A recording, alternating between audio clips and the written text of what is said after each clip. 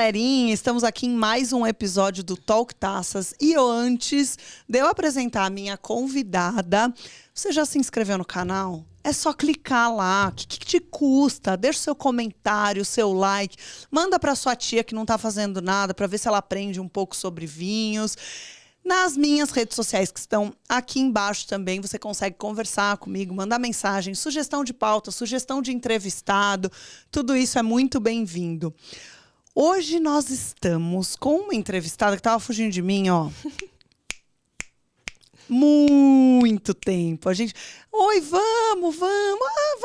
Sabe aquela pessoa chata que você encontra na rua e a pessoa fala assim, vamos marcar? Vamos marcar e nada. Mas hoje ela tá aqui e eu tô muito feliz com isso. Eu vou apresentar a minha convidada. É uma eterna estudante de vinho, formada pelo Senac São Paulo, em 2010 como sommelier, com a certificação WSET nível 2, nível intermediário do Intermediate Wine Certificate IWC e cursando Sommelier Diploma Program SDP na International Sommelier Guild. É Guild? Acho que é Guild mesmo, né? E que aí todo mundo conhece por ESG. Pela Escola Celebrare. Silvana é a idealizadora da Confraria das Pretas, que a gente vai falar demais hoje. Ela é Silvana Luá! Sil. Nossa. Você viu? Você manda pra sua mãe depois. Fala, olha, mãe, morra de orgulho. Importante agora. Mas você é, meu amor. Que grande prazer ter você aqui. A gente já tá falando de verdade agora, né? Sem brincadeira. Há bastante tempo pra você vir. Que bom que deu certo. É um grande prazer ter você aqui. A gente já se encontrou em alguns eventos. E hoje, falando especificamente de vinhos pra todo mundo aí. A gente tem que ser justos. É um grande prazer, uma grande honra ter você aqui hoje comigo. O prazer é todo meu, viu?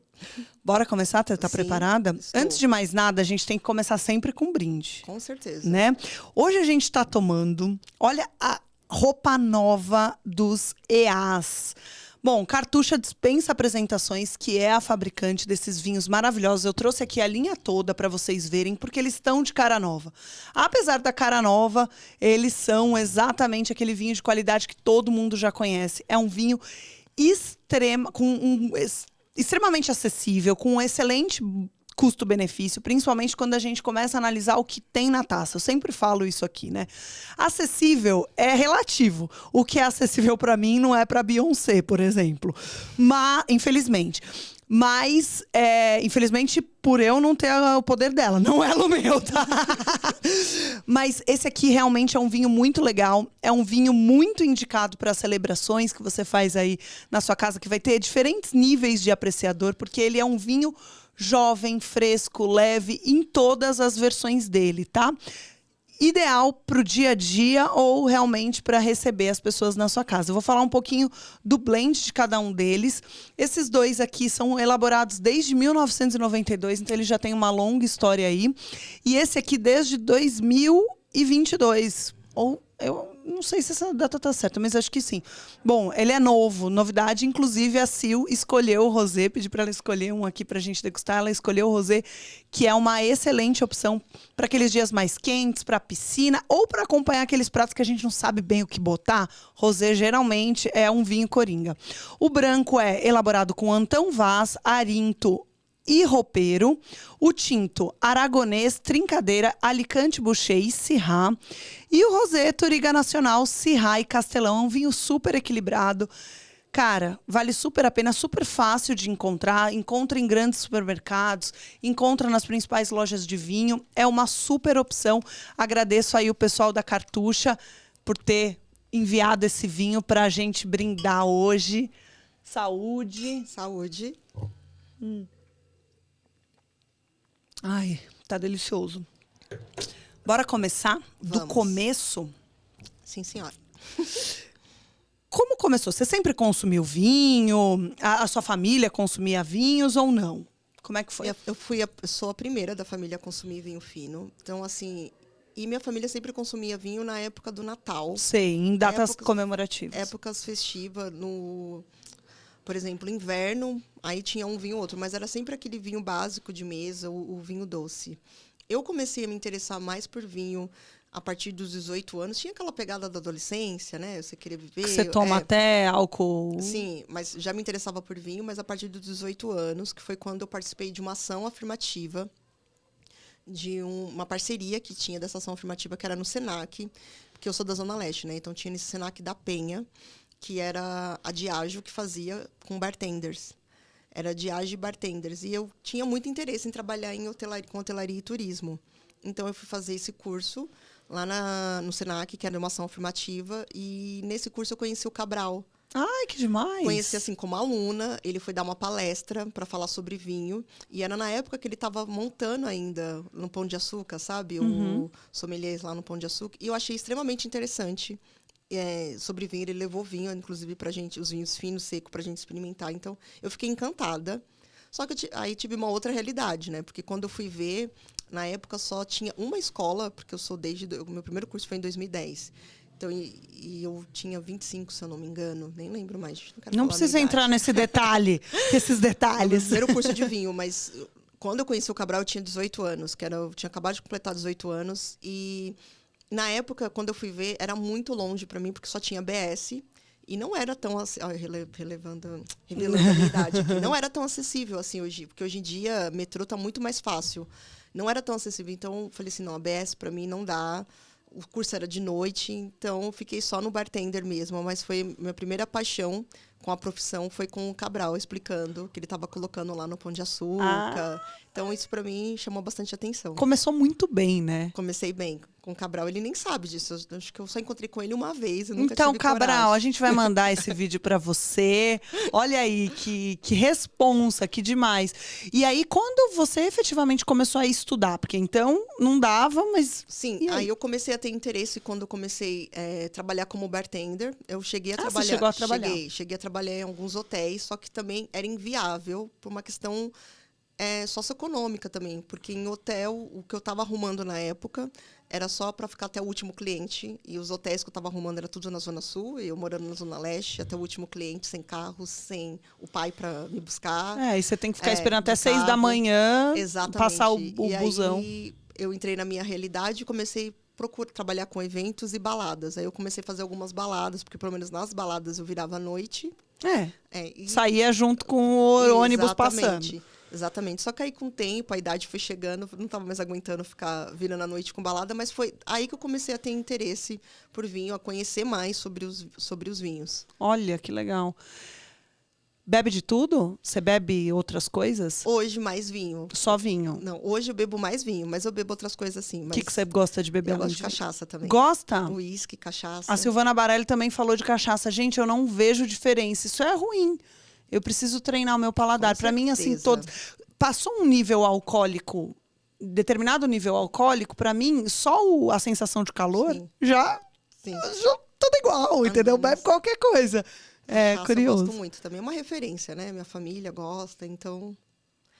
Meus pais, por exemplo, eles vieram do Nordeste, né? Então, meus pais são baianos. Então, eu cresci também com isso. Então, cachaça era bastante comum. Então, é daí? É daí. Minha mãe é baiana também, e ela gosta de uma cachaça. Mas agora, se eu te falar, chega na minha casa já assim, abre um vinho. Fala, mas foi depois de mim, porque a gente não tinha esse hábito também, não. E hoje, você trabalha exclusivamente com vinhos? Sim, hoje eu trabalho com a confraria, mas eu comecei trabalhando depois, comecei a procurar em trabalhos. Quando eu fiz o meu primeiro curso, que depois foi mais para frente, eu preciso falar que isso é muito importante.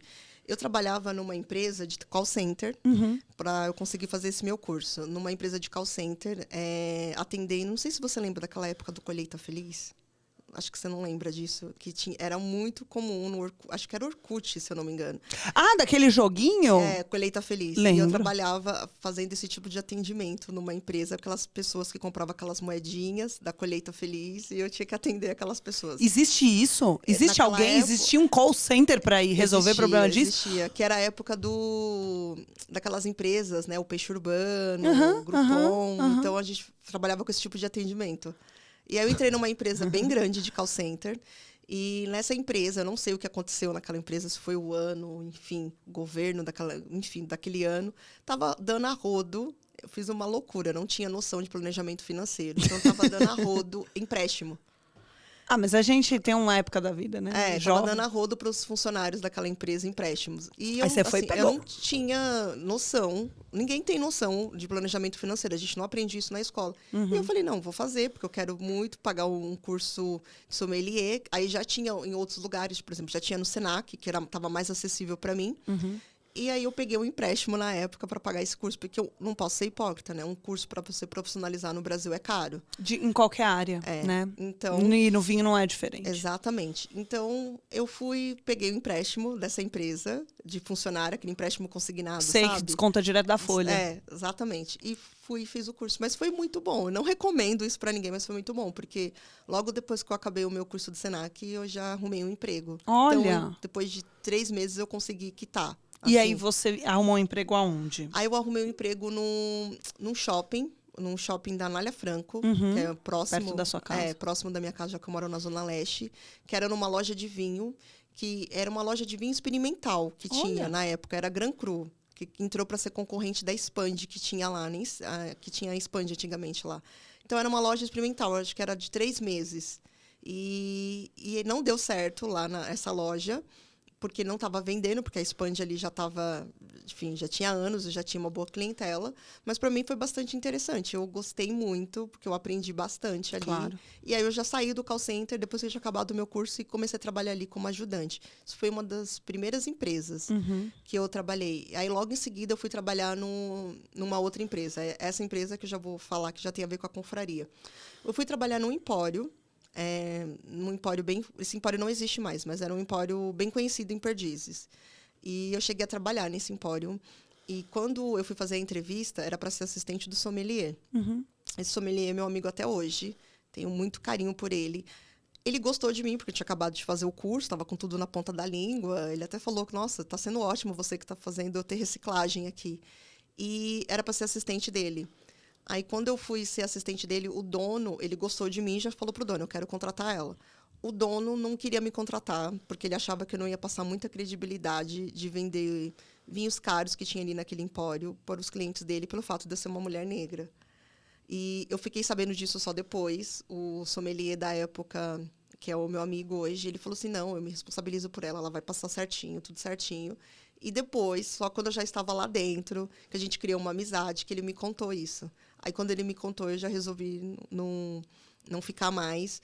E aí, eu comecei a entender muita coisa, tipo, como os donos me tratavam. Eles nunca me chamavam pelo nome, sempre falava a menina. Aí, ele sempre falava a Silvana. E, enfim, aí eu resolvi sair. Aí, eu comecei a trabalhar como...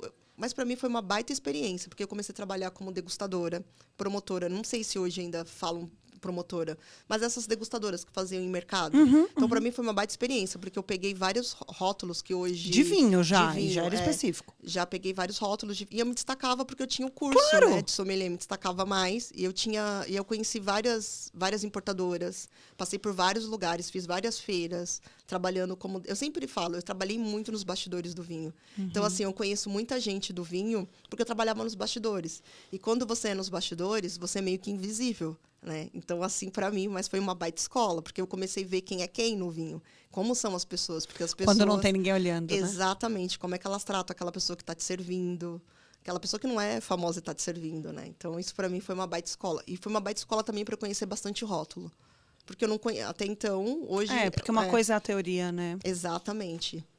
Puxa, que demais! Você sabe que o pessoal acha, né? Vê as nossas fotos. Primeiro que o povo acha que a gente bebe como eu tô, porque eu tenho um grande prazer. Isso aqui eu tenho um grande prazer em fazer, como a gente está bebendo aqui, como se fosse uma mesa de amigas. Mas é trabalho, né? Exatamente. Trabalho é outras coisas. E outro, o vinho, ele tem um backstage, que é o, né? Sim. Que é carregar caixa, Exatamente. que é abrir vinho, rolha, ver se a taça tá limpa. Que o povo não tem nada de glamour, viu? Vocês que estão achando, nossa, que linda. É linda, a gente faz foto e tudo mais. Mas, meu amor, tem um por trás. Você é o último a sair. Às vezes tá todo mundo morrendo. Você fala, esse povo não vai embora. Exatamente. Não vai embora. Exatamente. E aí você tem que ficar, porque você tem que fechar. Você tem que fazer a contagem das garrafas, do que foi, lavar. tudo isso. Tudo isso. Não é tão assim. Bom, você já começou falando aí de racismo, né? Eu queria contar uma coisa pro pessoal. Eu, como mulher branca, vivendo classe média, vivia numa bolha, mas eu só fui perceber isso. Olha como isso foi marcante para mim. Teve aquelas brincadeirinhas de Facebook, era um dia da consciência negra, né? Um dia 20 de novembro. E aí as pessoas fizeram uma enquete. Se hoje, se o racismo acabasse hoje, o que você faria? E aí eu fui ver os comentários. Eu nunca vou esquecer disso. E os comentários, para mim, doeram na minha alma. Porque eu não imaginava que as pessoas passassem por isso. E por isso que eu tô falando aqui. Então, tinham coisas como, por exemplo, eu poderia correr na rua de capuz. Eu não teria que explicar para o meu filho que ele tem que ter medo da polícia. Eu poderia andar com tranquilidade sem que as pessoas segurassem a bolsa, porque a pessoa olha e segura a bolsa. E aí eu fui começando a perceber sutilezas, então, que muitas, e eu tô assumindo aqui a minha total ignorância, que eu falava, nossa, é isso. É muito fácil eu era estudante de direito nessa ocasião, é muito fácil eu ser branco, estudante de direito, elite, e encarar um policial. Porque eu sei que ele não vai fazer nada. Porque ele vai olhar pra mim e vai falar, não, vai me lascar. Se acontecer alguma coisa com essa menina, vai pegar pro meu lado. E isso me trouxe uma sensibilidade de falar, puxa, isso é um problema. Eu não passo por ele, mas eu não posso, porque eu não passo, Sim. né? Ele não existe. Então foi a partir daí. E você já começou relatando uma sutileza aí que teve, né? O mundo dos vinhos, ele é muito elitizado. Eu passo por algumas coisas por ser mulher, porque os homens, né, é elitizado e machista. Então os homens falam, o que você pensa que sabe? Quem é você para falar alguma coisa? Mas eu não imagino como é que foi a sua trajetória. Até que a confraria chegasse, né, você pudesse criar, como é que foi essa sua trajetória num mundo extremamente machista? Então você é mulher Sim. e preta. E racista, né? Como é que foi isso para você? Então, dentro do vinho, tem aquilo, né? Eu acabei o curso, eu já achei que eu era sommelier, né? Todo mundo acha. A gente faz isso na faculdade também. Eu também achei que eu era advogada quando eu me formei. Nossa, eu estou arrasando. Então, eu já estava querendo arrumar um trabalho dentro da área como sommelier principal. Claro. Obviamente que a minha ficha foi caindo, eu fui vendo que isso não foi acontecendo. E ainda bem, porque eu precisava de uma experiência, não ia fazer coisas horríveis naquela época. Fato. Mas, assim, quando aconteceu isso, lá nesse empório, não vou dizer que deu um start, porque eu acho que também isso é muito ofensivo, mas ele deu um transtorno em mim que fez eu procurar outros lugares. Eu comecei a procurar o que eu chamo de quilombo urbano, que são lugares onde tem bastante concentração dos meus pares, né? Ou seja, de pessoas negras, onde tem bastante concentração de pessoas negras que estão discutindo vários assuntos pontuais. Então, eu comecei a procurar esses lugares. E aí, não necessariamente relacionados a vinho, então. Não, relacionado ao racismo mesmo, assuntos pontuais, né? Era relacionado ao racismo, o que a gente tem letramento, né? O letramento racial, que é o conhecimento dessas sutilezas, como você mesmo falou, que você começa a perceber, olha, naquele momento que fulano falou tal coisa, que você foi racista. Então, eu comecei a ter conhecimento com essas pessoas. Eu não vim de uma família militante, ou seja, que era uma família que já me ensinou desde... Obviamente, que meu pai e minha mãe já me ensinavam desde cedo algumas coisas ligadas ao racismo, mas eu não vim de uma família que já era muito atuante na política da militância. Então, eu fui atrás disso até para eu ter mais conhecimento. E eu falo que até hoje eu aprendo muito com essas pessoas. E hoje a maioria dessas pessoas são os consultores da confraria. Mas, assim, dentro desses lugares eu comecei e aí eu falava para as pessoas, né? Eu trabalho com vinho, eu trabalho em loja de vinho, trabalho fazendo degustação de vinho. E aí os meus pares falavam assim, quando eu falo os meus pares, né, as pessoas negras falavam assim para mim: eu gosto de vinho e pessoas de várias classes sociais, tá? Mas quando eu entro num restaurante X ou num empório X, o segurança tá me seguindo, o garçom acha que eu não tenho condições de comprar um vinho. E ele sempre já fala, esse vinho é caro. Então, eu perdi o interesse de aprender mais sobre vinho por causa disso. E aí, eu falei, não, vamos fazer assim. Foi natural, sabe? Assim, vamos fazer assim, vamos se reunir entre nós e vamos começar a tomar vinho. Isso era com conhecidos, amigos. Vamos tomar vinho, cada um leva uma garrafa e eu vou explicando. E eu queria também para eu aprender mais, né? Botar em prática. E eu vou explicando vinhos para vocês. E assim começou. Então vamos se reunir na casa de fulano. Aí eu falava, vamos levar um vinho de uma uva X. Eu falava, todo mundo leva Malbec. Isso, por exemplo, Malbec. E aí eu mostrava para cada um a diferença, mesmo sendo da mesma uva, mas a diferença de uma garrafa para outra. Foi assim que começou os encontros da confraria. E aí, nesses encontros, as pessoas começaram... Eu comecei a perceber que quando... isso em todo lugar, né? Depois de uma segunda, terceira taça, as pessoas se soltavam mais e se sentiam mais à vontade. E aí, as pessoas começaram a desabafar, falar sobre os racismos que elas sofrem. Por exemplo, tinha executivas que tinham cargos muito bons, que tinham baita conhecimento e não tinha conseguido ainda um cargo melhor na empresa pelo fato de ser negra. E ela falava assim, aquela pessoa branca não tem um terço do conhecimento que eu tenho, dos cursos que eu tenho, e não passou, e foi colocada num cargo melhor que o meu, e eu não. E aí ela começava a desabafar. E ali eu senti a dor delas, vamos dizer assim, e não só eu, todo mundo entendia, né? E começamos a acolher. E aí eu comecei a perceber, nossa, eu preciso trazer esses assuntos também para conversar. A gente não tem que tomar só vinho, né? Preciso trazer esses assuntos. E foi assim que começou. Aí eu comecei a trazer esses assuntos, eu comecei a levar arte. Aí eu começou com uma bailarina, fazendo uma bailarina negra, fazendo uma arte para gente, fazendo uma apresentação de uma dança para gente. Depois eu comecei a levar uma planejadora financeira negra, né? Sempre as pessoas que eu levo são as pessoas negras. Comecei a levar um historiador, uma dermatologista. No meio de uma degustação, eu sempre coloco uma pessoa negra para falar de um assunto. Porque, assim, eu comecei a perceber que as pessoas estavam se sentindo muita vontade e elas também estavam querendo compartilhar, né?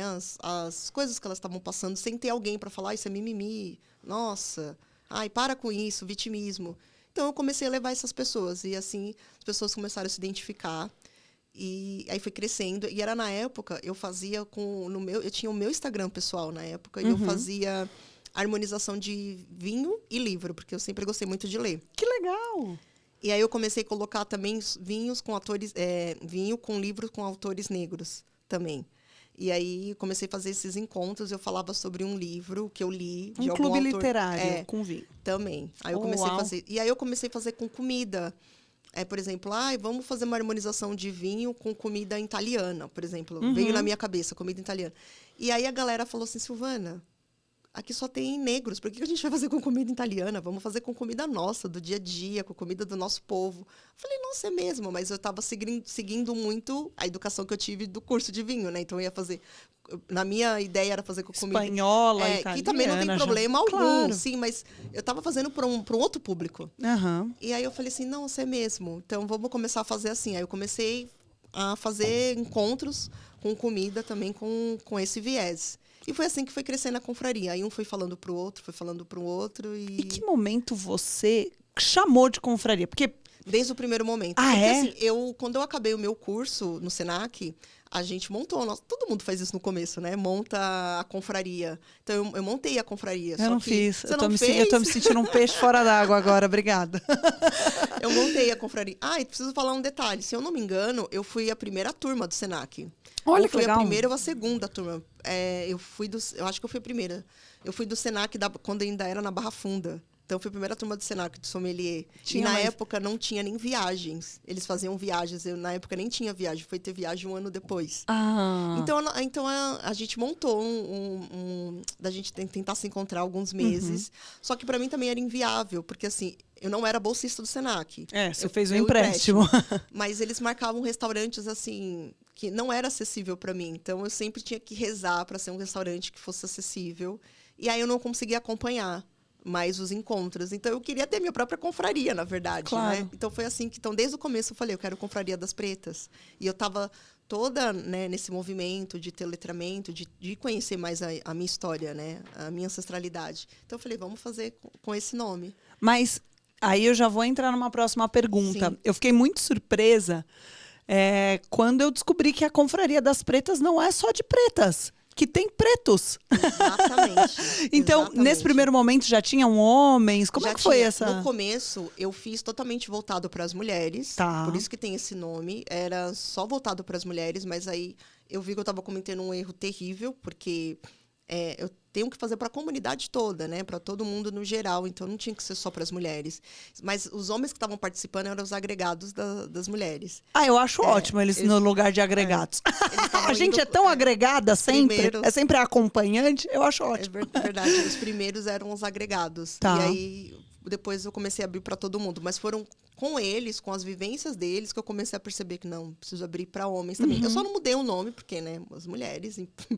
Mas eu continuei deixando Confraria das Pretas, mas era só para as mulheres no começo. E depois eu fui abrindo para os homens também. E eu preciso falar, eu tenho esse grupo até hoje.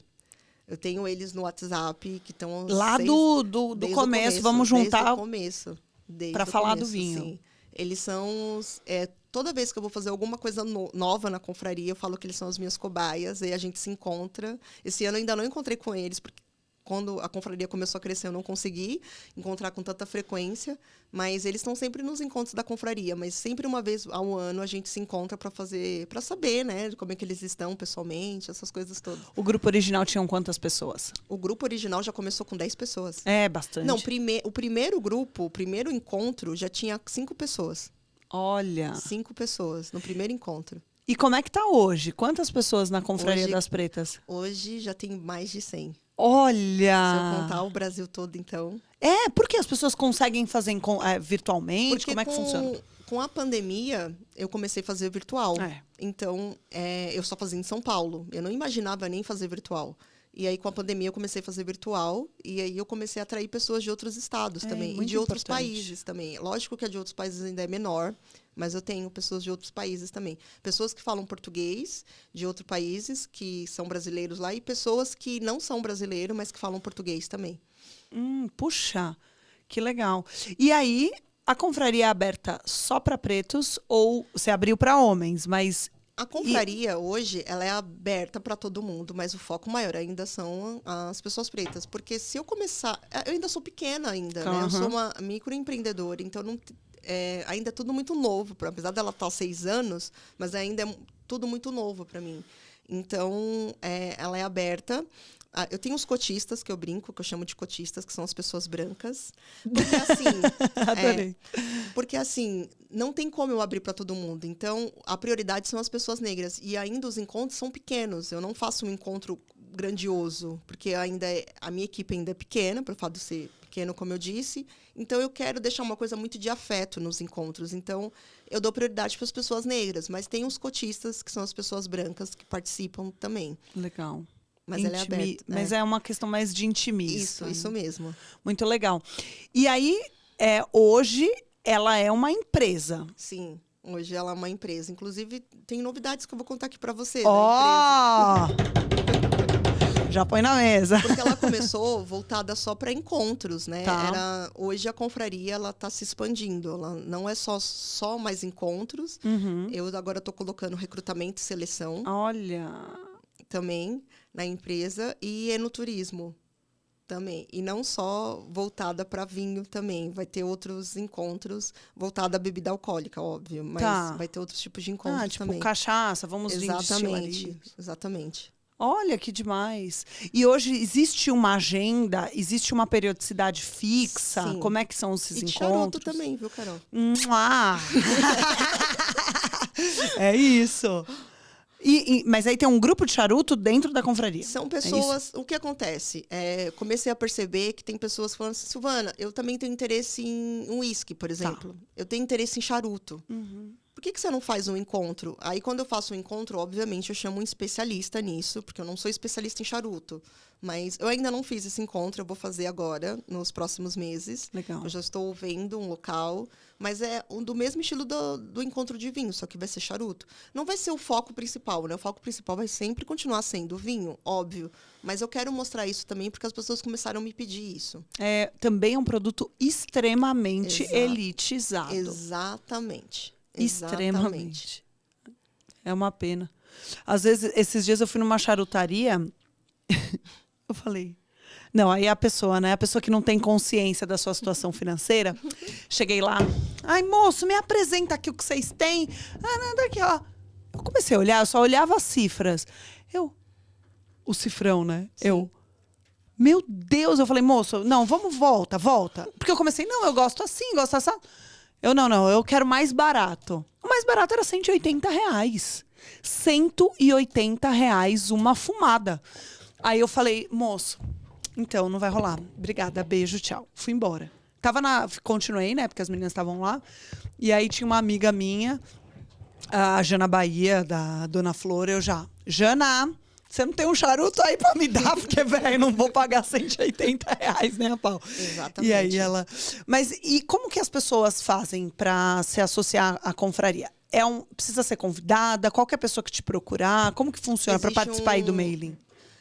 Ainda não faço com associados, porque eu sou pioneira nisso, né? Então, ainda é muito pouco. Hoje já tem outras pessoas fazendo suas confrarias, mas ainda é muito pouco. Uhum. Então, eu não quero deixar uma coisa só para associados. Eu quero que ela seja aberta para todo mundo, né? Então, pelo fato de não ter muitas opções para essas pessoas. Então, eu faço os encontros sem ser associados. Assim, você faz um cadastro. No site. É isso, no site. O site é confrariadaspretas.com.br. Exatamente. Vai estar aqui embaixo. Exatamente. E você faz esse cadastro e ali você fica recebendo os informativos, as informações, os e-mails de quando tem os encontros e aonde é os encontros. E os encontros são itinerantes, são com vários temas. Tá. E também não é assim, todo dia, toda primeira semana, primeiro domingo, não tem uma data fixa, você vai agendando. Todo mês tem, mas não tem uma data fixa. Pelo menos uma vez no mês vai ter. Sim. Sempre aqui em São Paulo? Por enquanto, só aqui em São Paulo, mas já agora com essa expansão da confraria, já vai Vamos acontecer em outros estados. Expandir! Você que tem uma empresa e queira patrocinar essa iniciativa tão legal, entre em contato com a Sil, que eu tenho certeza que vai ser sucesso. Principalmente a gente tem tantas regiões, né, do Brasil e algumas que a gente nem imagina como às vezes a gente chega em alguns lugares. Essa também foi uma reflexão que a gente estava fazendo, né? Eu tenho um cunhado que é casado com uma mulher preta e os meus sobrinhos são pardos e tal, né? A gente estava falando, aí o Júnior falou, puxa, aquele menino parece... Meu marido. Aquele menino parece meu sobrinho. E a gente estava num hotel de luxo. Aí eu falei, olha que curioso. Olha ao redor. Quantas famílias tem aqui? E aí a gente começou a perceber como isso era forte em alguns... Aqui em São Paulo é muito, muito forte. Mas tem lugares na região sul, no centro do país, que é bizarro. Você não encontra. Você não vê nem na rua. Imagina como... Você encontra, mas são em lugares específicos. Né? Não está no hotel, não está no restaurante. Exatamente, não mas está, porque é muito... No Brasil todo você encontra, assim. Sim, mas você não vê. Porque, claro, essas pessoas não frequentam. Foi tão... Essa também foi essa é uma reflexão que eu sugiro que as pessoas façam, né? Quando estiver no restaurante, olha ao redor, estiver num hotel, olha ao redor, veja quantas famílias, quantas mesas tem. E o Instagram? O Instagram também é uma fonte de comunicação, as pessoas conseguem, ou é realmente por esse cadastro no site? Pelo cadastro, no Instagram eu informo que, olha, esse mês vai ter encontro. Tá. Mas é tudo por e-mail. Tá. E hoje a confraria tem uma parceria muito legal com a Celebrare, né? Exatamente. Conta pra gente um pouquinho como é que funciona. Então, tudo começou quando eu comecei a fazer um curso, que eu era bolsista. E, através desse curso que eu fui bolsista, que foi o primeiro ano que eu tentei o diploma do ISG, começou essa parceria, que eu falei que eu gostaria muito de ter outro dos meus pares também tentando fazer. Porque não tem, assim, eu não posso ser hipócrita. Os cursos de sommelier, para quem quer profissionalizar, é muito caro. E, assim, e hoje em dia tem muita gente também que já trabalha nessa área, né? E não consegue fazer uma reciclagem, melhorar o seu conhecimento. Já tem um curso de sommelier, por exemplo, um da BS, mas não conseguiu fazer um outro curso porque ele é provedor do lar. Então, e é caro esse curso. Então, e tem muitas empresas grandes que também não pagam seus funcionários, que já estão lá há muito tempo, e não pagam seus funcionários para fazer essa reciclagem. E esse funcionário ele acaba ficando para trás, porque sempre tem alguém que entrou, que fez todos os cursos com certificados no Brasil e fora do Brasil e consegue um cargo melhor do que aquela pessoa que já está há muito tempo ali naquele mesmo cargo. Então, eu comecei a focar também nessas pessoas, porque eu fui conhecendo essas pessoas. E eu comecei porque eu fiz parte disso também. Então, eu fui conhecendo essas pessoas e eu queria focar nisso. Eu entrei com essa parceria com a Celebrare, que eu falei, eu queria muito de ver essas pessoas que não têm condições fazendo o curso, mas eu não queria uma bolsa, porque você vê, assim, né, em algumas escolas, dá 1 ou 2 bolsas, eu queria mais. Então, nós conseguimos, e aí a gente abriu 20 vagas. Uau. Eu já tinha feito uma parceria de bolsas, mas eram de 4 bolsas. Já colocado 4 mulheres negras bolsistas, também, elas fizeram o WSET nível 2, e elas estão aí só trabalhando na área. Mas eu nunca tinha feito dessa proporção, tipo, que era o WSET nível 2 e o IWC do ISG. Então, e 20 bolsistas. E nesse a gente conseguiu colocar pessoas de outros estados também, não era só São Paulo, a gente abriu para o Brasil todo.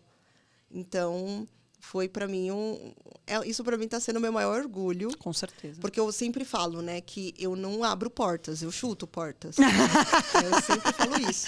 Vai com o pé na porta. E essa é a ideia da confraria, onde eu vou, eu sempre colocar alguma outra pessoa negra junto comigo, não andar sozinho. Isso significa que eu sou santa? Não, eu não sou santa. Mas, não, porque muitas pessoas falam, nossa, você é demais. Eu falo, gente, eu não sou santa. Mas a ideia é sempre colocar outras pessoas. E hoje eu estou muito feliz com isso, porque eu vejo que tem muitas pessoas se beneficiando do chute que eu fiz. Todos esses chutes. Ainda tem mais chutes ainda que eu tô indo atrás. Bem mais. Ai, tomara que venham muitos. E se você tá se identificando, olha aí, você não tá sozinho. Tem mais 200 pessoas aí com você.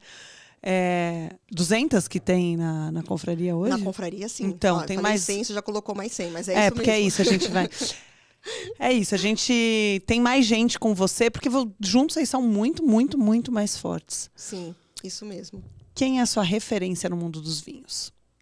Cara, sempre quando me fazem essa pergunta, eu falo que não tem. Eu sou minha maior referência. Assim, porque eu busco muito representatividade nisso. Então, eu falo que eu sou a minha referência no mundo do vinho, porque eu preciso ter muito orgulho, então eu falo isso com muita referência. Eu que estou chutando essa porta, né? Eu que estou trazendo a comunidade em si. Quer dizer, eu trouxe, né? Porque hoje em dia já está crescendo e já tem outras pessoas fazendo isso e eu fico muito feliz. Mas eu falo que eu sou essa referência para mim mesmo. E, não sei, agora que eu faço bastante terapia, porque eu tenho TDAH, e então, quando a pessoa tem TDAH, ela já tem várias dificuldades de comunicação, de estudo. Mas eu vejo, nossa, eu mesmo com TDAH, com meu TDAH avançadíssimo, assim, eu consegui abrir uma empresa onde eu sou referência de impacto social. Então, eu comecei a ter muito orgulho de mim, mesmo com as minhas limitações, vamos dizer assim. Então, eu falo que eu sou a maior referência. É óbvio que tem algumas pessoas do vinho que eu olhava assim, falava que eu admiro, isso tem. Uma delas, eu já até falei lá no Instagram, que é a Alexandra, que você entrevistou aqui. Alexandra Bará. Alexandra, porque eu gosto muito do jeito que a Alexandra se comunica, porque eu acho que ela fala de uma linguagem muito formal. Eu gosto muito das aulas dela.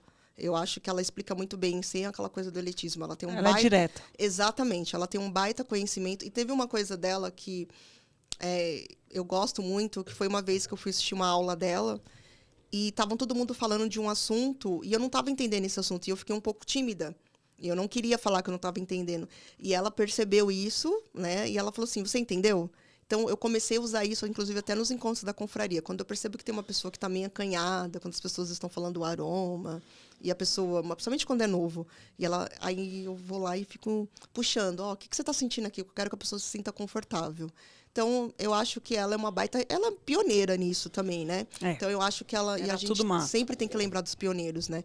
Então, eu acho que ela é uma grande referência. Mas, assim, é uma admiração, mas a minha referência sou eu mesma. Curioso isso, né? Agora eu fiz essa pergunta e comecei a pensar... Grandes nomes mundiais do vinho, não me vem à cabeça nenhum negro. Exatamente. Existe uma Tahira, eu acho que é Tahira que pronuncia. Desculpa se eu... Enfim, ela faz algo bem parecido com o que eu faço lá fora nos Estados Unidos. E tem Aslina também. Tem uma vinícola chamada Aslina, que é Nitzbella, o nome dela, que tem uma sul-africana, que é a primeira enóloga sul-africana. E é lá? É. Lá tem na África do Sul também, que são pessoas que também... Mas elas estão também nesse movimento. Elas já ganharam uma ascensão, mas também estão nesse movimento. Uma é dona de vinícola e a outra tem uma confraria. Ela foi considerada uma das 40 mais influentes do mundo do vinho naquela revista, que eu esqueci o nome, mas enfim. A gente precisa entrar em contato, botar vocês em contato. Não, sim, eu tenho conversado com ela, inclusive. Eu tenho conversado com bastante gente lá de fora, né, que faz algo parecido com o meu. Curioso isso, né, Sil? Às vezes a gente fala, inegavelmente, o Brasil é um país absurdamente racista, mas a gente está num mundo racista, né? Exatamente. Às vezes a gente acha que é um problema local e não é. A escravidão, ela aconteceu em vários lugares, né? As pessoas eram tiradas do seu lugar que nasceu, levadas escravas, pessoas como qualquer outra, levadas para ser escravizadas no mundo inteiro. Então, o racismo está em todo lugar, a gente Exatamente, pode mas achar. O Brasil também tem uma questão muito cultural, né? Nós fomos o último país, né, a libertar os escravizados. Então, assim, tudo aqui também já é um pouco mais devagar nesse sentido. E a forma... Bom, a gente está falando também de muito tempo atrás, eu nem sei como... Não tenho referência de outros países como é que foi, mas aqui foi o seguinte. Bom, a partir de hoje estão todos livres. Sai da minha casa. Sim, e sem contar a higienização, né? Por isso que em alguns lugares você só vê pessoas brancas e não vê muitas pessoas negras, porque houve uma higienização, né? Eles retiraram aquelas pessoas de determinados locais, principalmente aqui em São Paulo tem muito isso. Como retiraram funciona as pessoas de determinados locais, como, por exemplo, o bairro da Liberdade. O bairro da Liberdade era um bairro negro. Os orientais estão lá porque houve uma higienização. Né, eles retiraram os negros, né? O Bela Vista, tô falando isso em São Paulo. Nossa, que nome pesado, higienização, né? Exatamente, né? E esse nome que eles deram. Então tem tudo isso, né? Uma questão social também. As pessoas negras tiveram que ir para os bairros mais isolados do centro da cidade. Então, por isso que você vê bastante nas periferias. Então, tem toda essa questão também. E isso aconteceu também no vinho, né? Se você for ver, somente lá no Rio Grande do Sul, né? Enfim... Quando você vai ver as histórias das vinícolas, né? Enfim, eles foram os primeiros cotistas, né? Quando você vem com aquela história, olha, eu cheguei aqui com o meu avô, meu tataravô, enfim, chegou aqui, foi lá, plantou nossa primeira uvinha aqui, mas, enfim, né? Antes disso tudo existiam os negros, houve uma higienização. Eles chegaram, eles já tinham terras. Obviamente que a gente sabe que não foi uma história fácil, né? Para os imigrantes também. Mas nem se compara, né, com o dos negros que eles foram expulsos. Eles não tinham terra e eles foram convidados por causa dessa higienização. Que coisa louca. E as leis, né? Então tinham leis que não podiam frequentar a escola, então legal. Todo mundo livre a partir de hoje. De repente as pessoas se viam porque elas moravam nas casas das pessoas, né? Enfim, de repente elas se viram sem casa, sem trabalho, porque também ontem ele era meu escravo, não pagava nada. Agora eu vou pagar?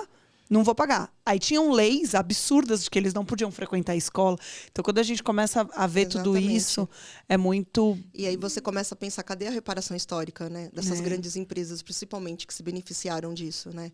Que já chegaram, já tinham a terra dos antepassados. Aproveitando e entrando nessa questão... como as pessoas brancas podem, né, fazer, eu queria que você desse referência, porque a gente vê muito absurdo por aí falado. Então, dá referências de pessoas onde a gente pode buscar informações. E como que você enxerga efetividade para a gente começar a, pelo menos, reduzir esse racismo, tanto das empresas como para as pessoas? Como que você enxerga, ver isso? Como que a gente poderia, essa reparabilidade, né? Então, essa reparação histórica?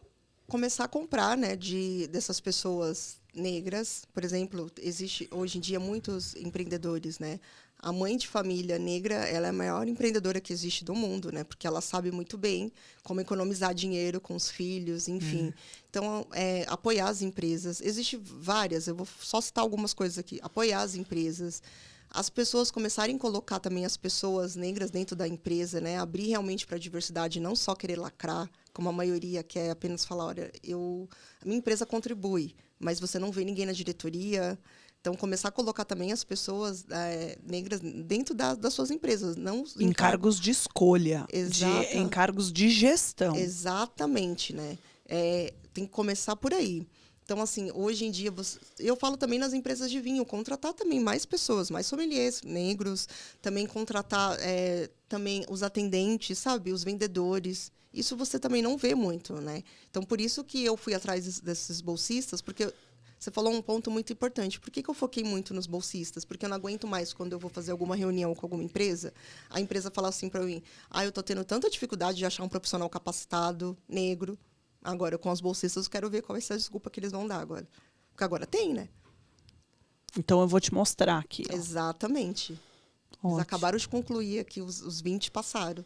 Então, isso para mim é um... Os 20 que começaram, passaram? Exatamente. Inclusive, eu tô com uma delas aqui, que é a Dai. Não, a Dai vai ter que mostrar essa cara linda. Vem aqui, Dai. Dai. Vem aqui, Dai. Mostrar, tá toda chiquérrima de lilás. A Dai foi uma das bolsas... Exatamente. Ai, que orgulho! Passou. Não, dá o microfone para ela falar. Dai, aqui, conta por favor, aí Dai. a sua experiência. Foi uma honra mesmo participar do projeto. Foi, no final, todo mundo empenhado no mesmo objetivo. Você se sentiu em algum momento com a turma? A turma era só vocês 20 ou tinham as pessoas que tinham pago o curso? Era misturado? Só os 20. Só os bolsistas. Ai, e os 20 passaram? Uma energia surreal, assim, de dedicação dos professores maravilhosos, Olha. nos dando todo o apoio possível. A Sil também. Toda hora ela perguntava, vocês estão à vontade? Está tudo certo? Está entendendo? Foi incrível. Um projeto, assim, que hoje a gente se emociona muito, né? De ver o resultado, assim, as pessoas muito envolvidas. Foi gratificante demais. Tá trabalhando, Dai? Tô nas redes sociais. Não, porque eu já ia falar, o currículo dela tá disponível, a gente vai... Eu sou a famosa blogueirinha do nosso grupo. Isso, amor! É isso. Vou chegar aí nas redes, Isso. vou acompanhar vocês. Boa, Dai, obrigada. Ai, que orgulho, tá vendo?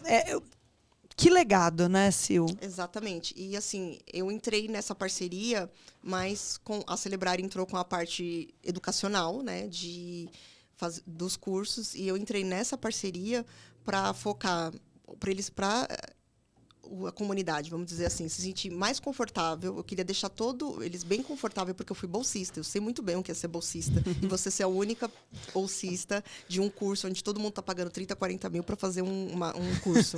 Então, é muito desconfortante isso. E a confraria ela entrou nisso. Então, eu montei todo um comitê para fazer essa seleção, para selecionar essas pessoas, porque... Hoje, a confraria, as pessoas pensam que... eu sempre falo, a confraria ela não é só uma empresa de degustação de vinho, né? Hoje, a confraria, eu tenho os consultores. Quando eu vou dar palestra com alguma empresa, os meus consultores vão junto para falar sobre racismo, porque também tem isso, né? O negro ele fica muito taxado que ele tem que falar sobre o racismo, e existe um profissional específico para falar sobre isso. Então, tem os consultores, que eles também deram Eles fizeram um workshop com os professores da Escola Celebrar para saber a comunicação, porque muda também a comunicação, né? Nós somos um país muito racista, muito preconceituoso, então também tem que saber conversar com essas pessoas. E eu sou muito grata a Celebrar por abrir essa oportunidade de querer tentar e conversar com as pessoas. Nossa. Gente, eu sou péssima pra Fica tranquilo, eu bato o microfone. tempo todo. É muito verdade. Tem um colégio aqui muito tradicional em São Paulo. Sim, muito conheço tradicional. esse colégio. Inclusive, uma dessas consultoras do colégio, ela é consultora da confraria também. Que bota um monte de bolsista. Eu fico imaginando a vida dessas pessoas. Exatamente. Porque aquelas pessoas que... Ai, hoje puxa, eu tô super cansada porque eu fui passar o fim de semana em Paris e a pessoa do lado... Cara, a Exatamente. família dela tá lutando pra botar comida na mesa. Exatamente. Então, em alguns momentos eu vejo até como uma crueldade. Eu acho que tem que ter. Tem que fazer, é um começo. Mas não Sim. é de qualquer jeito. É do mesmo jeito que as empresas contratam. Aí eu tenho 55% do meu quadro é negro. Ah, lindo. Vamos ver a pirâmide? Exatamente. Aí você começa a ver. Nossa, 80% dessas pessoas estão na base. Você vai subindo, vai diluindo. Nossa, nos cargos de gestão, no board, na diretoria, meu amor, claro que não tem.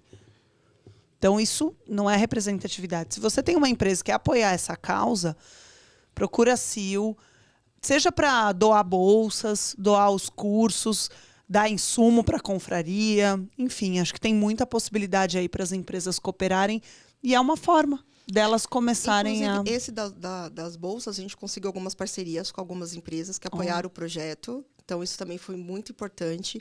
Mas foi aquilo, né? A gente foi lá bater na porta de algumas empresas. Algumas não concordaram, outras sim, outras já estão vindo atrás. Mas é tudo isso, né? Em mundo empresarial é assim, né? É. Exatamente. Mas as coisas também vão mudando. Então, é isso. A gente tem que ter esperança de dias melhores. Qual a sua uva favorita? Eu Existe sou muito- isso? Não, ela vai sabonetar, Brasil. Exatamente. Eu sou muito intensa, eu vou botar a culpa no meu TDAH. Mas hoje, se você perguntar pra mim qual é a minha uva favorita, eu vou dizer que é uma e amanhã eu vou dizer que é outra. Então, Tudo bem, mas hoje... Pinot Noir. Hoje, Pinot Noir. Desculpa, mundo. Tá só... Meu convidado anterior também falou Pinot Noir. Tem algum vinho que te marcou, especial, que você lembra com muito carinho?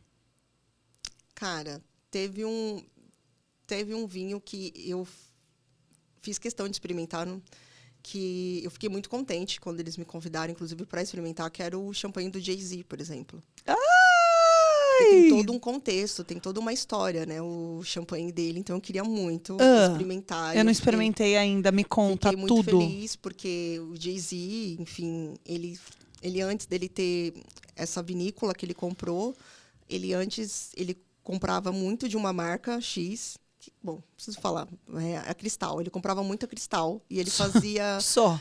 E ele fazia bastante propaganda, vamos dizer assim, nos clipes dele, com essa marca de champanhe. Aí ele falou, não vou ficar dando dinheiro pra eles, não. Não, e aí vários outros rappers começaram também a colocar esse champanhe nos clipes. E aí isso virou um boom, viralizou na época.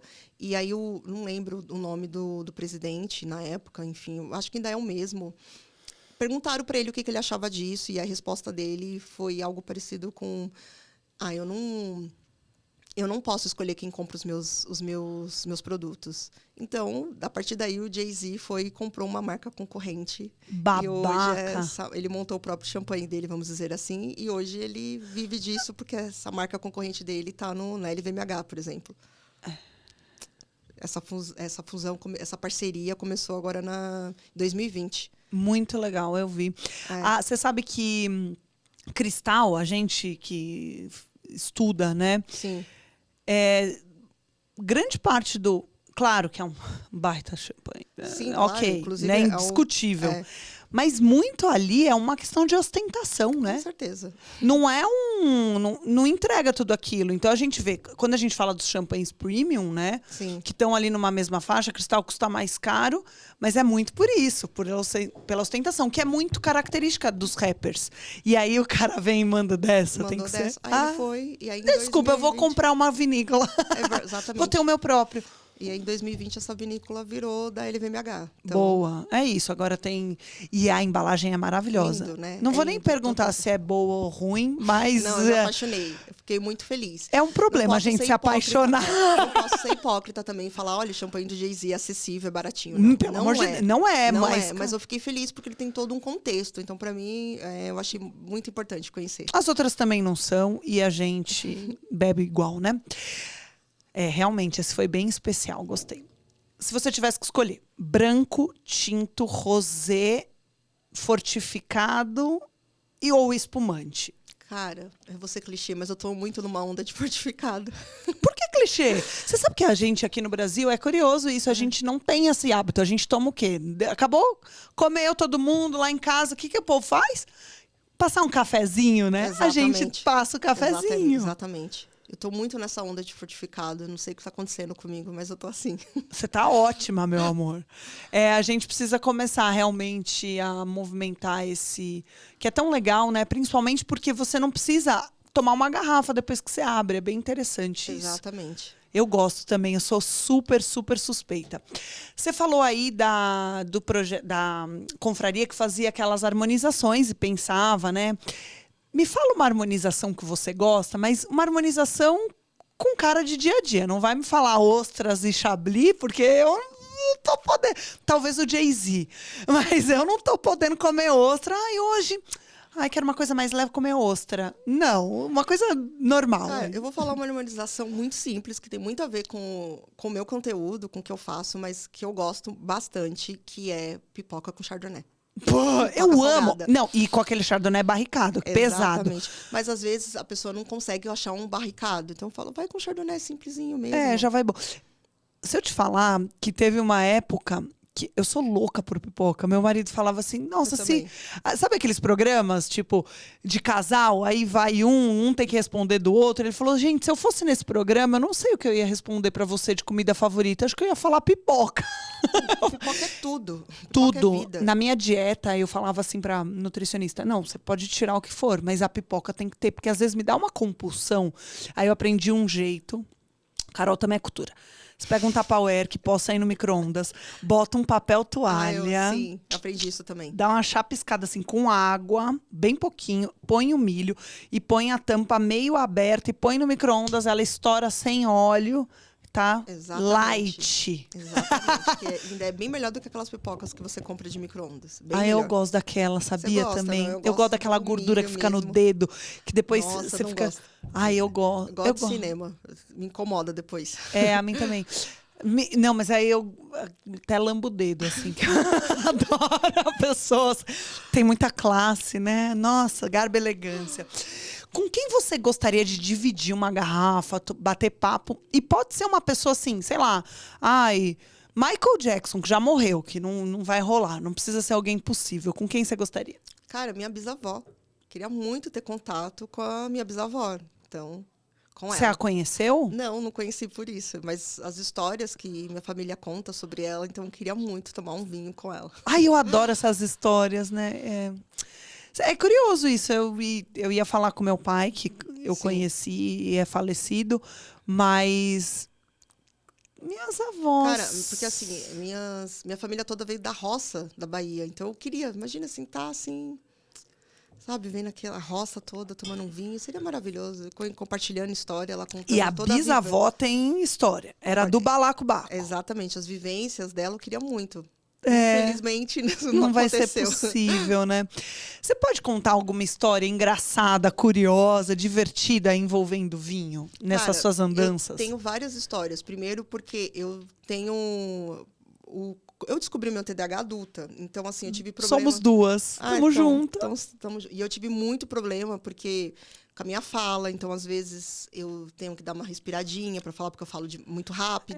Porque a sua cabeça vai... É isso, gente. Eu Exatamente. também engasgo por isso muito. Exatamente. Então, às vezes eu troco palavra, eu tenho muita Esquece dificuldade palavra. com línguas para falar. Até os nomes de vinho, até hoje eu tenho muita dificuldade. Sobrenomes, assim, eu tenho dificuldade para pronunciar corretamente, vamos dizer, Tá. falar o português claro. Então, vira e mexe, eu tô falando alguma pronúncia engraçada, vamos dizer assim, engraçada, né? Errada, e as pessoas ficam, Silvana, não era isso que você tinha que falar. Mas eu preciso falar de uma coisa engraçada que aconteceu, que foi quando eu fui fazer o meu teste do diploma, o presencial, o teórico. Não é o teórico, gente. Quando a gente vai falar... Tem o teórico e quando você vai fazer a prova mesmo. Prova dissertativa, prova alternativa. Não, a prova prática, tá vendo? Prova o TDAH prática. tem isso também, você esquece a palavra. Direto. Mas aí Direto. você tem que fazer... Daqui a pouco eu vou fazer assim, ó. Ai, que eu não lembro essa palavra em português. Mentira. Minha terapeuta já tá me dando essas dicas.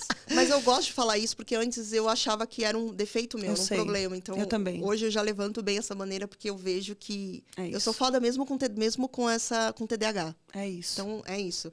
Então, assim, quando foi, eu tinha que fazer o serviço do espumante. Que é super difícil, né? Exatamente. E o meu espumante, isso foi um erro também meu. Eu deixei, na correria, na minha ansiedade, eu deixei ele congelar. Eu não sabia que na prova faz sentido ter, mas tem prova prática de serviço. Tem prova prática. Porque no WST, no diploma, não deve ter. Então, porque no WST ele não está formando, né, o sommelier. No ESG ele você é um sommelier, você sai de lá com o diploma de sommelier, né? Então, tem a prova de serviço. E quando eu fui fazer essa prova, na hora que eu fui abrir, estava congelada. E estava toda a bancada ali. E como eu fui a primeira turma, veio uma bancada de fora do Brasil. Você, né? que foi a responsável por deixar ele no freezer, foi isso? Do meu, sim. Do meu, não dava nem para botar a culpa em alguém? Não dava. Infelizmente, não. E aí ele estava congelado, assim. Na hora que eu fui fazer o serviço... Aí não saiu nada. Aí eu já entrei em desespero, já comecei a fazer assim... Já saí da etiqueta toda do sommelier. Enfim, mas eles perceberam, né? Eu pedi desculpa. Eles perceberam também meu nervosismo. Aí o meu estresse já foi para o outro lado. Enfim, o TDAH gritou, ansiedade. Mas isso foi bem... Na hora não foi engraçado, mas depois, eu lembrando disso, foi bastante engraçado. Porque eu fiquei... mais. Eu abri assim, meu olho e falei, não acredito. Na hora que eu fui fazer assim para servir, a bancada estava congelada. Nunca mais você vai deixar. São aqueles momentos que marcam. Nunca mais você vai esquecer um espumante no freezer. Que vinho não falta na sua adega? Aquele que, se de repente você abre, você fala, puxa, preciso comprar outro. Pode não ser um rótulo, mas às vezes uma uva, uma região, um estilo. Jerez fino. Eu tô muito nisso também. Jura? Sim. Você sabe que Jerez... Eu gosto muito porque, assim, Jerez... Eu gosto muito de harmonizar com as comidas nordestinas. Isso é uma coisa que eu criei, enfim, vai ter gente que vai falar, não harmoniza, dane-se. Eu criei, porque a comida do meu dia a dia, agora nem tanto que eu tô ficando um pouco mais velha, os meus médicos estão pedindo para eu amenizar nas comidas, mas é aquelas comidas muito pesadas nordestinas, sabe? Eu gosto muito de vatapá, por exemplo, eu gosto de acarajé. Ai, eu amo acarajé. Eu adoro. Mas e aí, o que você harmoniza Jerez com? Eu vou colocando com vatapá, por exemplo, eu amo. Vatapá é aquele negocinho mole que vai dentro do acarajé, não é? Exatamente, mas ele é muito conhecido com acarajé, mas você pode complementar ele com alguma outra comida. Tipo um purê, você come como um purê? Como um purê, coloco ele no arroz, enfim. Então, eu adoro fazer isso. Com Jerez? Com Jerez fino, eu faço muito isso. A gente precisava marcar uma degustação dessa. Eu faço isso, então, eu gosto muito. É o que não pode faltar na minha adega. Jerez assim, não é uma bebida fácil. Não é fácil, não é todo mundo que gosta, mas eu tô conseguindo convencer as pessoas da confraria. E não é acessível, não posso falar que você vai achar um Jerez de um preço acessível. Mas eu tô conseguindo, por quê? Porque a maioria das pessoas da confraria também come o mesmo tipo de comida, né, dos integrantes. Então, harmoniza até com jiló. A jiló eu não sei, porque eu não como, assim, muito, não gosto. Eu adoro jiló, então. A minha mãe até fala que... mas tem umas coisas que eu não como muito. Mas a minha mãe cozinha. Você não tá entendendo. Até aquele... Aí, ó, as palavras faltando. Quiabo. Adoro quiabo. Detesto. Caruru. Eu tenho... aquela coisa meio gosmenta. Amo caruru. Amo. O que é caruru? É um... Como é que eu posso dizer? Acho que você já viu a sua mãe fazendo. Que ele vem com... Como é que eu posso explicar pra você? É um quiabo, que ele tá com uma... Ele tem a que você falou que você a não... babinha? Não deve chamar babinha, deve ter um nome técnico bonito, né? Mas... Amo caruru. Minha mãe faz... O meu filho adora frango, quiabo, minha mãe faz pra ele. E eu não como. Porque eu fico com um pouco... Mas já me falaram até na air fryer. Depois a gente troca umas receitas aí. Gostei. Pra ele ficar sequinho. Aí acho que eu... É que eu gosto do quiabo, é isso. Eu gosto Da baba. É o que eu mais gosto. É uma parte que faz parte do quiabo. É. Mas a maioria não gosta da baba. Eu acho, sei lá, não... Que vinho tá na sua lista de desejos? Esse do Jay-Z tava na sua lista de desejos? Era ele. Ele não, tava não, na mas minha... agora põe outro. Tá na minha lista de... Assim, eu não tenho hoje o que tá na minha lista de desejo. Não tem vontade de tomar, sei lá, um Petrus, um Romanée Conti? Ou não, às vezes, sei lá, de pensar aqui, vinho do ano que você tá na nasceu. minha lista de desejo é o que eu vou... Tipo, o que você vai me oferecer, por exemplo. Olha, Silvana, esse vinho aqui é extremamente diferente. É isso. Eu não... Eu sou muito pé no chão, então eu penso muito no agora. Apesar do meu TDAH, eu penso muito no agora. Então, o que está na minha lista de desejo é o próximo que eu vou tomar, assim. Não tem um específico, sabe? Mas a gente é privilegiada, né, Sil? Porque não é todo mundo que tem acesso aos vinhos que a gente tem. A gente vai em eventos. Tem dia que eu falo, puxa, tem 10 mil reais na minha mesa.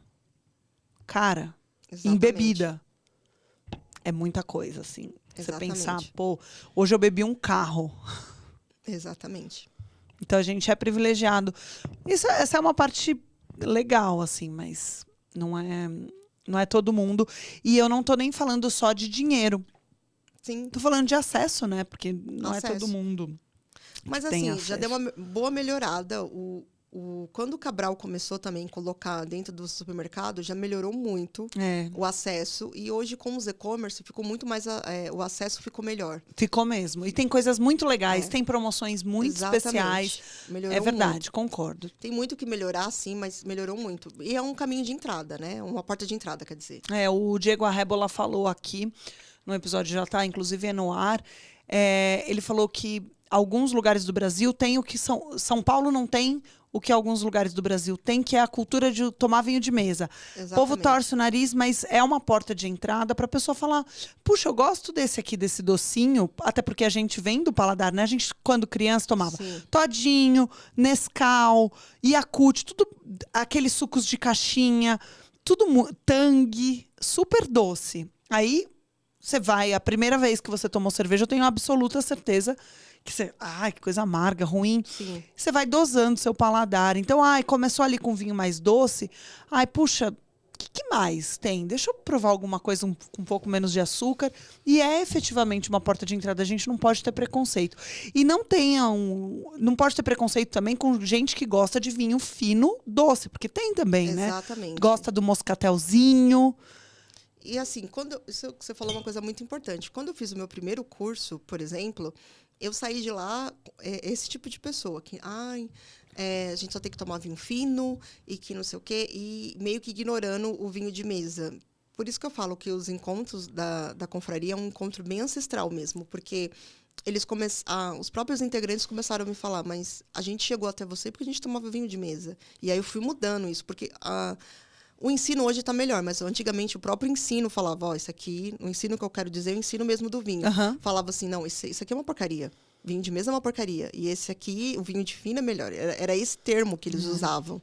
Então, eu comecei a replicar o que eu estava aprendendo. Isso é porcaria, isso aqui... Exatamente. E hoje, eu sempre falo, é o seu gosto. Eu falo, é o seu gosto.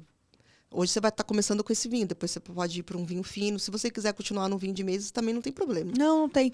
O ponto é que quando a gente vai diminuindo o açúcar, né, indo para o vinho fino, a gente vai ampliando as possibilidades de experiências incríveis. É isso que é legal. Exatamente. Mas tudo é vinho, né? A gente tem que começar primeiro assim. Tudo é vinho, né? O protagonista é o vinho. Então, eu sempre falo, o importante é que você está gostando de vinho.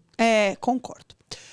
Agora, a gente vai para uma parte que é bate-bola. O que vier na sua cabeça, você fala. Mesmo, vai ser engraçado isso com uma pessoa com TDAH. Quero ver o que vem na cabeça. Eu tenho até medo disso. Eu adoro. Porque você sabe que eu esqueço das coisas também, né? Mas por isso que eu tenho o meu roteiro, gente. Porque senão eu me perco real. Mas vai ser legal fazer com alguém que tá sem roteiro. Um vinho para levar num restaurante sem ter certeza do que você vai comer. Você nunca foi naquele restaurante, você não sabe muito bem da culinária dele.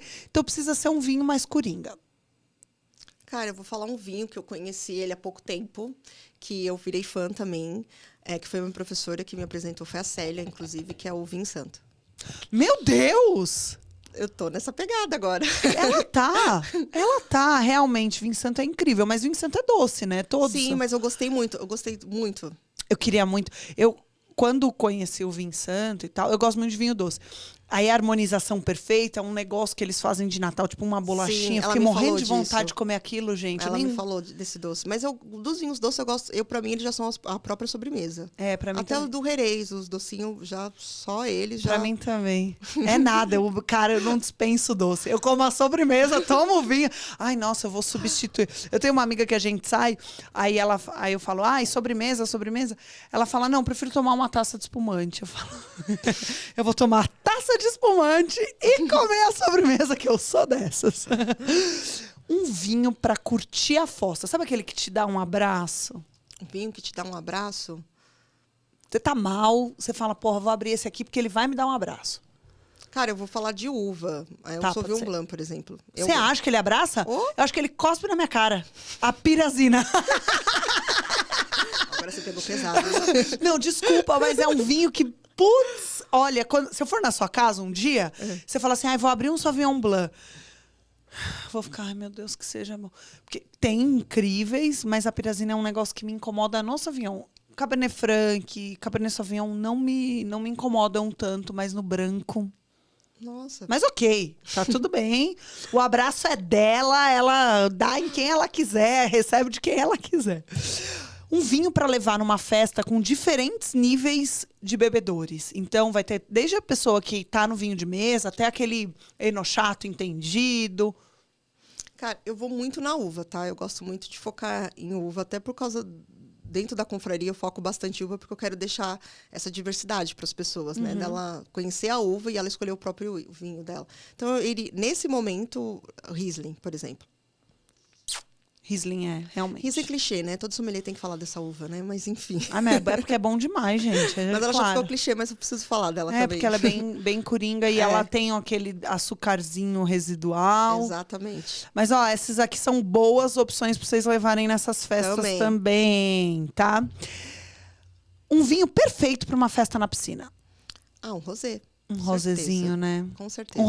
Um rosé assim, igual despretensioso. Tomando, por exemplo. Bem geladinho. Exatamente. E até o rosézinho Provence.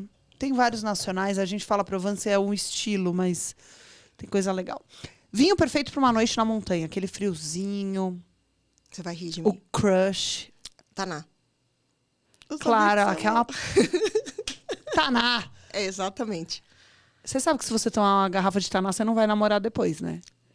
Ué? Porque ele pesa! Não você vai ficar... Mas pra quem toma cachaça Taná, não pesa. Nossa, desculpa, mundo! É isso! Eu não namoro depois de tomar uma garrafa de Taná, tá? Meu marido já tá... não, esse aqui não! Esse aqui não, vamos no mais levinho! Adorei essa, eu vou usar isso. Um vinho que todo mundo precisa provar na vida. Pode ser uma uva. Cara, eu queria muito falar champanhe, mas eu não posso ser hipócrita, porque champanhe eu queria caro. também que todo mundo provasse champanhe na vida. Não pudesse. Champanhe é caro, então um rosé. Que eu acho que o rosé nem todo mundo conhece também. A grandiosidade. Tem baita preconceito falando que é vinho de mulher. Quero matar. Exatamente. Então é um vinho que eu falo para todo mundo experimentar, rosé. É verdade. Você sabe que os estudos têm mostrado que é uma super crescente o consumo de vinho rosé. Não no Brasil. Olha como a gente é babaca. No mundo. Por que será, né? Então, pois é. Porque é um vinho que é mais fácil de você... Mais difícil de você errar, né? Mais fácil de você não errar, enfim. Mas por que será que no Brasil, né? Por quê? Porque você sabe que no Dia das Mães, eu ganhei umas 5 garrafas de rosé. Eu ficava, gente, então, eu sou mãe. Outubro rosa, né, também? Não, mas aí ok, porque você vai pela cor. Mas assim, mês da mulher, março, do dia 8 de março, era rosé. Porque mulher não toma Taná, você toma Jerez. Que pra mim é... Quem conhece, assim, é um vinho mais difícil. Por que ninguém me mandou um Taná? Exatamente. Mandaram rosé, dia mãe e dia das mulheres. Exatamente. Um vinho com um super custo-benefício. Aquele vinho que na taça ele entrega muito mais do que o que você pagou. Agora você me pegou, viu? Tá vendo? Tá difícil, né? Porque também tá tudo muito caro. Exatamente. Tô parecendo aquelas velhas no mercado. Tá tudo caro. Tô assim. Exatamente. Isso mesmo. Existe hoje bastante vinho acessível, mas agora um rótulo específico. Não vai me matar, mas eu esqueci. Não consigo pensar em algo. Alguma região. Eu acho que Portugal tem vinhos interessantes. Sim, é verdade. Portugal. Até o Chile, né? Chile também, mas Portugal. Eu acho que Portugal você vai encontrar bastante coisa. Entrega bem, e né? E você consegue achar hoje até... Porque Chile hoje em dia está mais acessível, né? A América do Sul é acessível, mas Portugal você consegue achar até em mercado de periferia, por exemplo. E outra, Chile, a gente vê, para a pessoa que não estudou vinho, que não é todo mundo. Tenho certeza que da sua confraria, a grande maioria gosta de tomar vinho, não quer estudar. Você tem uma amplitude, né? Então tem desde aquele vinho muito sem vergonha até os vinhos absurdos. Exatamente. E aí você fala, puxa, você fica em dúvida do que comprar, né? Portugal é uma boa opção aí. Um vinho, uma música e um lugar. Você vai me falar os três, o combo. Tá. Um vinho, uma música e um lugar? Um vinho para uma música, né? E para um lugar também. É toda uma situação. Nossa. Vamos ver. Um vinho, vamos lá. Um vinho, eu ouvindo música. Isso, e num lugar. Num lugar? Pode ser um lugar, tipo, até a sua casa. Minha casa. Mas pode ser um lugar de frente pra Torre Eiffel. Cara, você falou uma coisa que eu gosto muito. Agora eu vou usar. Eu sou aquela, né? Põe um culpa no TDAH, agora eu vou pôr no signo. Eu gosto muito do conforto da minha casa. Tipo, eu adoro ficar em frente à televisão vendo série. Sou viciada em séries. Então, eu gosto muito de tomar um vinho tinto vendo uma série, assim, no sábado à noite. E uma música? Põe uma música nessa situação. Uma música? Um vinho tinto na sua casa, assistindo série, mas enquanto você tá lá pegando vinho, que música tá rolando? Nossa. Beyoncé igual a Alexandra Corvo? Beyoncé, não. Eu tô numa fase, apesar que eu escuto de tudo, mas eu tô numa fase agora, hoje, né, que eu tô ouvindo muito Milton Nascimento. Jura? É. Muito legal. Tem músicas incríveis. Exatamente. Dele. Vou te botar na berlinda. Borgonha ou Bordeaux? Borgonha. Borgonha? Exatamente. Então, mas você também falou de Taná. Então, Taná ou Pinot Noir? Taná. Entre Taná e Pinot Noir? Sim. Taná. Sim. Tá vendo, né? A pessoa com TDAH é assim. Exatamente. Qual é a uva? É o Pinot Noir. Taná ou Pinot Noir? Taná. A uva é Pinot, mas aí você falou Taná, que também eu sou muito fã. Taná também eu gosto. Toscana. Toscana. Na vida, Toscana, né? Toscana. Não precisa falar nada. Eu ia falar Toscana ou Piemonte, mas... Toscana. Já, antes de você falar, somos do mesmo grupo. Uma dica para quem tá começando no mundo dos vinhos. Que dentro do que você puder experimentar, experimente. Sem preconceito e vai. É o que eu sempre falo. Porque é assim que você vai conhecer, treinar o nariz, ver tudo quanto é tipos de vinhos diferentes dentro do que você pode experimentar. Isso é ótimo. Ótimo. Agora, em uma palavra. Tá bom. Vinho combina com? Confraternização. Palavra grande. Valia por duas essa aí. Uma palavra só, Tá hein? bom, é só uma. Vinho não combina com? Gente, arrogância. Ela ia falar gente chata. Ia falar gente arrogante ou gente chata, mas é arrogância. Concordo. Gente chata. É o que mais tem no vinho. Também acho, boring. Agora, pra gente fechar com chave de ouro, vinho pra mim é sinônimo de? Alegria. Eu ia falar confraternização, mas já ficou muito clichê, né? Então... A sua confraternização. Aê! Obrigada. Super obrigada. Foi demais o nosso papo. Eu adorei. Espero que você tenha gostado. Sim, você deixa a gente à vontade. Eu fui ficando toda reprimida, mas agora já... A gente vai derrubar essa garrafa ainda. Deixa o seu recado pro pessoal da sua confraria, pros seus seguidores. Enfim, esse é o seu momento. Olhando para aquela sua câmera. É o que eu sempre falo. O bordão da confraria. Pretos bebem vinho. Ai, eu esqueci de falar isso. Eu adoro essa frase. Pretos bebem vinho. É o bordão da confraria. Pretos bebem vinho. Exatamente. Acostume-se. Exatamente, isso. Pretos bebem vinho. Pretos fumam charuto. Sim. Pretos são donos de marcas de champanhe. Exatamente. Pretos fazem o seu vinho. Exatamente. Tudo isso. É tudo isso. Sil, que grande prazer, obrigada! Obrigada a você. Amei! E você que não se inscreveu ainda, não deixou seu comentário, seu like, tudo isso, faz isso agora, para de ser bobo. Nos vemos semana que vem no próximo episódio. Um beijo!